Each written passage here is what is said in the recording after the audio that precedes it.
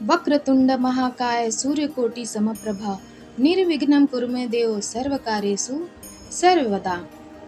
तमेव माता च पिता तमेव तमेव बंधुश्च सखा तमेव तमेव विद्या द्रविड़ं तमेव तमेव सर्वं मम देव देव। प्रिय भक्तगण, आज से हम श्री देवी भागवत कथा सार के बारे में बताने जा रहे हैं। आप लोग प्रेम पूर्वक और भक्ति भाव से इसका वाचन करें। पहले हम देवी कथा सार बताएंगे, उसके बाद फिर इसके महात्म्य को बताएंगे और प्रत्येक स्कंद के प्रत्येक अध्याय का वाचन करेंगे। चलिए देवी भागवत कथा सार से आरंभ करते हैं। नारायणं नमस्कृत्य नरं चैव नरोत्तमं देवी सरस्वती व्यासं ततो जय मुदीरयेत्। नर श्रेष्ठ भगवान श्री नर नारायण और भगवती सरस्वती तथा व्यासदेव को नमन करके पुराण की चर्चा करनी चाहिए। पुराणों में श्रीमद् देवी भागवत महापुराण का अत्यंत महिमामय स्थान है। पुराणों की परिगणना में वेद तुल्य पवित्र और सभी लक्षणों से युक्त यह पुराण पांचवा है। शक्ति के उपासक इस पुराण को शाक्त भागवत कहते हैं। इस ग्रंथ रत्न के आदि मध्य और अंत में सर्वत्र भगवती आदि शक्ति की महिमा का प्रतिपादन किया गया है। इस पुराण में पर ब्रह्म परमात्मा के मातृ रूप और उसकी उपासना का वर्णन है। भगवती आदि शक्ति की लीलाएं अनंत हैं। उन लीला कथाओं का प्रतिपादन ही ग्रंथ का मुख्य प्रतिपाद्य है, जिनके सम्यक अवगाहन से साधकों भक्तों का मन देवी के पद पद्म पराग का भ्रमर बनकर मुक्ति मार्ग का पथिक बन जाता है। श्री वेद व्यास जी ने राजा जन्मेजय को यह पुराण स्वयं सुनाया था। पूर्व काल में जन्मेजय के पिता राजा परीक्षित तक्षक नाग द्वारा काट लिए गए। अतः पिता की संशुद्धि के लिए राजा ने तीनों लोकों की जननी भगवती देवी का विधिवत पूजन अर्चन करके 9 दिनों तक व्यास जी के मुखार बिंदु से इस श्रीमद् देवी भागवत पुराण का श्रवण किया।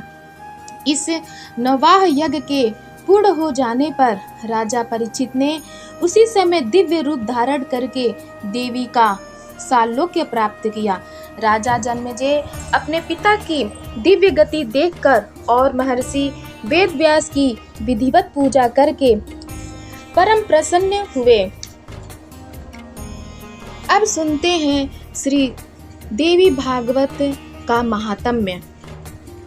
18 पुराणों में यह श्रीमद् देवी भागवत पुराण सर्वश्रेष्ठ है तथा धर्म अर्थ काम और मोक्ष को प्रदान करने वाला है।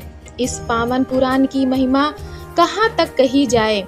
जो फल कठिन तपस्याओं व्रत तीर्थ सेवन अनेक विधि दान नियमों यज्ञों हवन एवं जप आदि के करने से नहीं प्राप्त होता है, वह फल मनुष्य को श्रीमद् देवी भागवत के नवाह यज्ञ से प्राप्त हो जाता है। यद्यपि इस पुराण के कथा श्रवण में महीनों तथा दिनों का कोई नियम नहीं है, अतएव मनुष्यों द्वारा इसका सदा ही पठन श्रवण किया जाना चाहिए। वैसे आश्विन चैत्र माघ तथा आषाढ़ इन महीनों के चारों नवरात्रों में इस पुराण के श्रवण का विशेष फल बताया गया है। जिस घर में नित्य श्रीमद् देवी भागवत पुराण का पूजन किया जाता है, वह घर तीर्थ स्वरूप हो जाता है तथा उसमें निवास करने वाले लोगों के पाप का नाश हो जाता है। इस श्रीमद् देवी भागवत का नामक परम पावन पुराण का प्राकट्य भगवती श्री जगदम्बिका के श्रीमुख से आधे श्लोक के रूप में हुआ। तत्पश्चात शिष्य परंपरा से उसी का विस्तार हुआ। इस पुराण में 18,000 श्लोक हैं। श्री कृष्ण द्वैपायन वेद व्यास ने 12 स्कंधों में इसकी रचना की है। पूरे पुराण में कुल 318 अध्याय हैं। एक बार नैमिषारण्य में शौनक आदि महर्षियों ने मुनिवर सुत जी से स्वर्ग तथा मोक्ष का सुख प्रदान करने वाले और भगवती की उत्तम महिमा का वर्णन करने वाले इस पुराण को सुनने की इच्छा प्रकट की। इस पर श्री सुत जी ने आद्य शक्ति महामाया जगत जननी भगवती जगदम्बिका का ध्यान करके इस पुराण की पावन कथा का कहना प्रारंभ किया। सर्वप्रथम 5 अध्यायों में श्रीमद् देवी भागवत के महात्म्य का वर्णन करते हुए स्यमंत कमणिकी तथा संयमंतक मणि की कथा, राजा सुदुम्मन की कथा तथा राजा दुर्दम को भगवती जगदम्बा की कृपा से मनवंतर ध्यापी पुत्र की प्राप्ति की कथा सुत जी ने ऋषियों को श्रवण कराई। महात्म्य वर्णन के अनंतर ऋषियों के आग्रह करने पर सुत जी ने श्रीमद् देवी भागवत पुराण की श्रवण विधि, श्रवणकर्ता के लिए पालनीय नियम तथा कथा श्रवण के फल आदि का वर्णन किया। इस श्रीमद् देवी भागवत को सुनने के प्रायः सभी अधिकारी हैं। शक्ति उपासक के अतिरिक्त गणेश भक्त, सूर्योपासक, शैव, वैष्णव, इसके साथ ही ब्राह्मण, क्षत्रिय, वैश्य, शूद्र, चारों वर्णों के स्त्री पुरुष एवं ब्रह्मचारी, गृहस्थ, वानप्रस्थ, सन्यासी, ये सभी सकाम भाव से अथवा निष्काम भाव से कथा श्रवण कर सकते हैं। जो लोग ब्रह्मा, विष्णु और शिव में भेद दृष्टि रखते हैं, देवी की भक्ति से रहित हैं, पाखंडी, हिंसक तथा दुष्ट हैं, विद्वानों ने द्वेष रखने वाले तथा नास्तिक हैं, पर स्त्री, पराया धन, ब्राह्मण धन तथा देव संपत्ति के हरण में लुब्ध रहते हैं, वे कथा श्रवण के अधिकारी नहीं हैं। श्रोता को चाहिए कि वह ब्रह्मचर्य का पालन करे, पृथ्वी पर सोए, सत्य बोले, जितेंद्रिय रहे तथा कथा की समाप्ति तक संयम पूर्वक पत्तल पर भोजन करे। वह देव भक्त, उदार, लोक रहित और हिंसा आदि से रहित हो तथा काम, क्रोध, लोभ, मद, मात्सर्य, ईर्ष्या, राग, द्वेष, पाखंड और अहंकार को भी छोड़ दे। कथा व्रती को सर्वदा विनयशील, सरल चित्त, पवित्र, दयालु, कम बोलने वाला तथा उदार मन वाला होना चाहिए।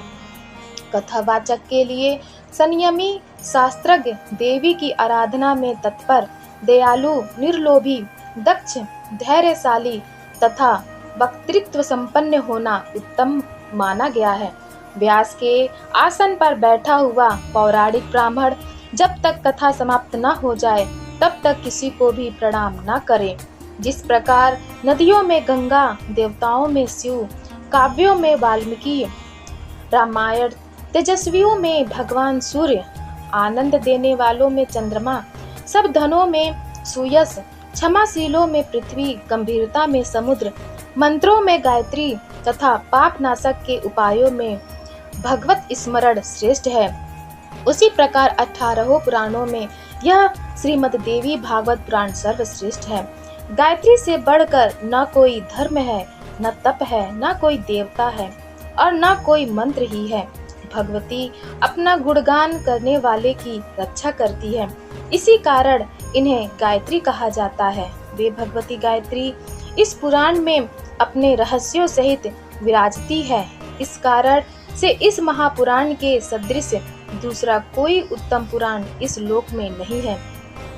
अमृत सागर के तट पर कल्प वृक्ष की वाटिका से सुशोभित मणिद्वीप में स्थित बहुवर्ण चित्रित चिंतामणिमय भवन में तथा परम शिव के हृदय में विराजमान रहने वाली और मंद मंद मुस्कान युक्त मुखमंडल वाली जगदम्बा का ध्यान करने से मनुष्य सांसारिक सुखों का उपभोग करता है और अंत में निश्चय ही मोक्ष प्राप्त करता है।